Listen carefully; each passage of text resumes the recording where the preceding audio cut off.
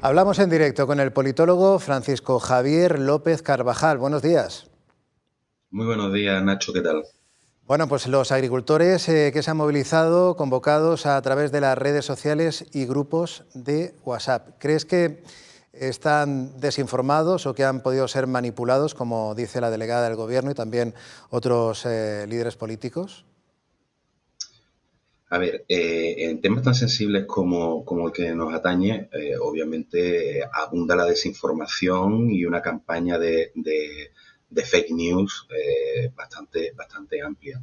Obviamente, cuando vemos muchas de las declaraciones que sobre todo los líderes de las tractoradas hacen, por ejemplo, en torno a la Agenda 2030, vemos que realmente hay un desconocimiento. Es decir, es verdad que está habiendo una desinformación, pero está habiendo una desinformación al respecto interesada, pero no solamente por parte de aquellos que quieren instrumentalizar de alguna manera las marchas de los agricultores, sino también porque esta Agenda 2030 es muy desconocida para la mayoría de la población y además hay ciertos partidos políticos que se han hecho con la bandera de la Agenda 2030 y no han sido capaces de explicar tampoco en qué consiste. En el caso, por ejemplo, de los partidos de izquierda, se han hecho todo es Agenda 2030, todo es Agenda 2030, pero yo creo que ni ellos mismos tampoco conocen lo que es la Agenda 2030, al igual que ocurre con los agricultores.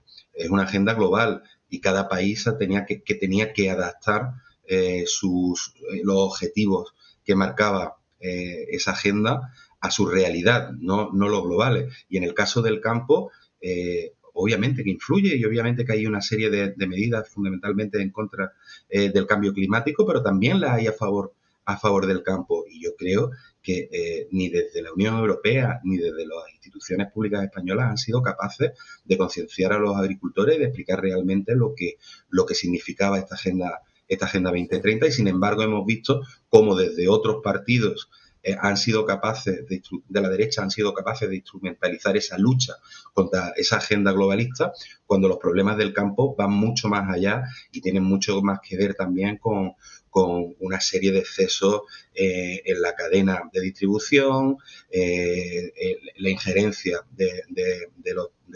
o la entrada de productos desde terceros países o, por ejemplo, también el reciente acuerdo de la Unión Europea con Mercosur que iba a hacer que la entrada de productos provenientes de Sudamérica fuese mucho mayor que hasta ahora. Con lo cual, sí, hay una desinformación, pero no solamente hacia los agricultores, sino hacia la mayoría de la población y se nos está poniendo como o somos pro Agenda 2030 o somos contra Agenda 2030, cuando realmente creo que muy poca gente en este país sabe realmente, ni siquiera los que se ponen el PIN, qué significa la Agenda 2030 y cuáles son sus hitos y todas las medidas que se pueden Francisco llevar a Javier, cabo. ¿podemos deducir de lo que estás diciendo entonces que detrás de este tipo de mensajes o de estas campañas de desinformación están los partidos políticos, los lobbies, los grupos de presión?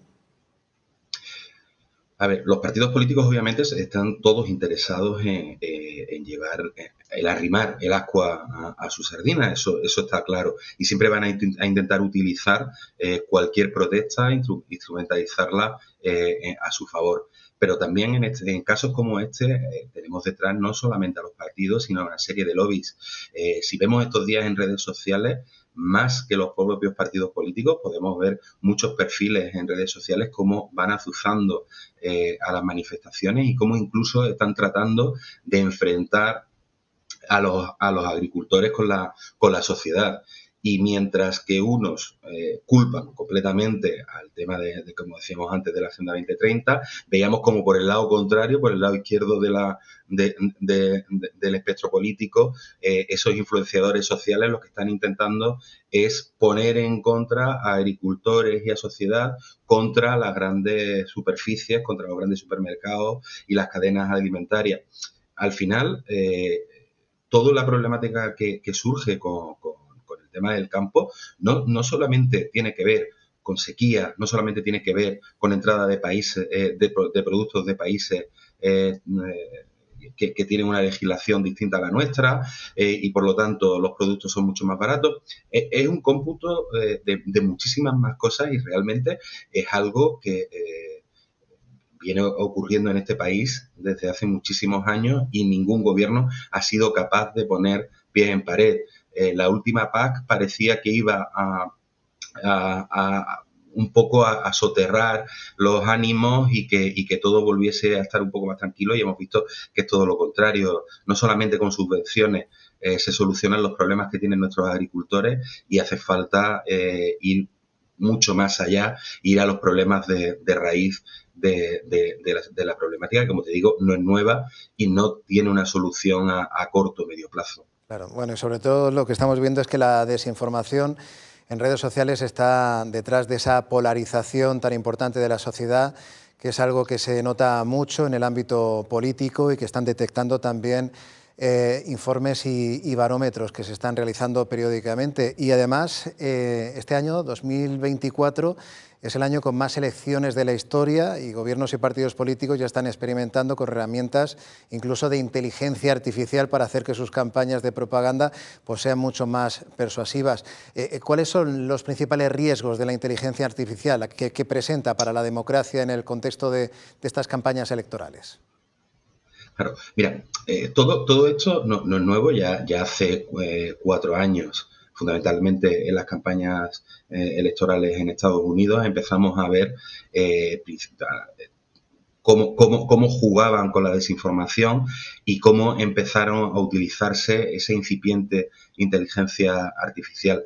Obviamente, todo esto supone unos riesgos para la democracia, y el principal riesgo es la desinformación que crean, porque son capaces, ahora mismo con las herramientas fundamentalmente que se están utilizando, son capaces de crear informaciones o de crear vídeos, por ejemplo, falsos, pero llega también un momento, estamos llegando en un momento de maduración de esta tecnología en la que es muy difícil que la ciudadanía sepa discernir entre qué es verdadero y qué es falso, sobre todo por esa polarización de la que hablábamos.